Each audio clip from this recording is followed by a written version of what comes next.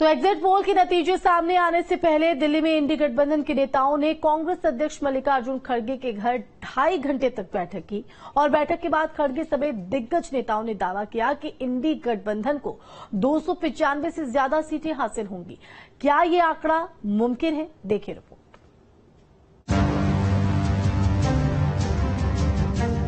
2024 लोकसभा चुनाव के 7वें और आखिरी चरण की वोटिंग के बीच में दिल्ली में कांग्रेस अध्यक्ष मल्लिकार्जुन खड़गे का घर इंडिया ब्लॉक के नेताओं के बीच में करीब 2.5 घंटे तक बैठक हुई। 4 जून को आने वाले लोकसभा चुनाव के नतीजों से पहले खड़गे के घर पर हुई बैठक में सीपीपी चेयरपर्सन सोनिया गांधी, कांग्रेस के पूर्व अध्यक्ष राहुल गांधी से लेकर समाजवादी पार्टी के मुखिया आरजेडी नेता तेजस्वी यादव, एनसीपी नेता शरद पवार शामिल हुए। तो डीएमके से टीआर बालू, दिल्ली के सीएम अरविंद केजरीवाल, पंजाब के सीएम भगवंत मान, आप के सांसद संजय सिंह और राघव चड्ढा, सीपीआई से डी राजा, सीपीएम से महासचिव सीताराम येचुरी और नेशनल कॉन्फ्रेंस से फारूक अब्दुल्ला, जेएमएम से चंपई सोरेन और कल्पना सोरेन समेत महागठबंधन में शामिल सभी दलों के नेता शामिल हुए। इंडिया गठबंधन के नेताओं ने बैठक कर किस राज्य से कितनी सीटें मिल सकती हैं, इस पर मंथन किया। बैठक के बाद एग्जिट पोल के नतीजे आने से पहले कांग्रेस अध्यक्ष मल्लिकार्जुन खड़गे ने मीडिया के सामने दावा किया कि इंडिया गठबंधन को अब की बार 295 से ज्यादा सीटें हासिल होंगी। इंडिया गठबंधन कम से कम 295 सीटें प्लस 295 से ज्यादा आएंगे, कम तो नहीं आएंगे।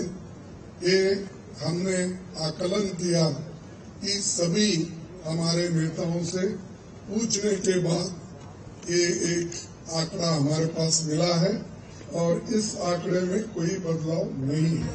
तो वहीं इंडिया गठबंधन की बैठक के बाद नेताओं ने एग्जिट पोल का आंकड़ा सामने आने के बाद दावा किया 4 जून को मंगल के दिन मंगल होगा और सभी एग्जिट पोल गलत साबित होंगे।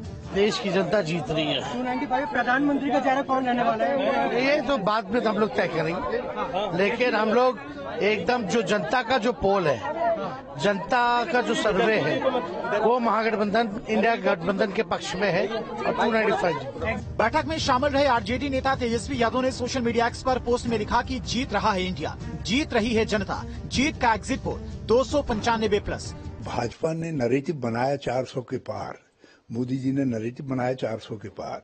आज से लगभग 4-4.5 महीने पहले उस नैरेटिव को लीगलिटी प्रदान करने के लिए उसको एक वैधानिकता मिल जाए, स्वीकार्यता मिल जाए, लोगों में ये लगे नहीं यार वो एग्जिट पोल भी जो है यही कह रहे थे कि तो कहीं है, तो उसके लिए सब कुछ करवाया गया है।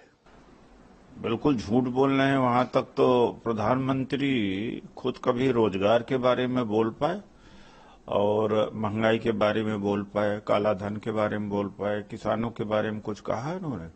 चुनाव प्रचार में जो युवा इस देश के अंदर बेरोजगार हो गया, किसान की जो हालत खराब है।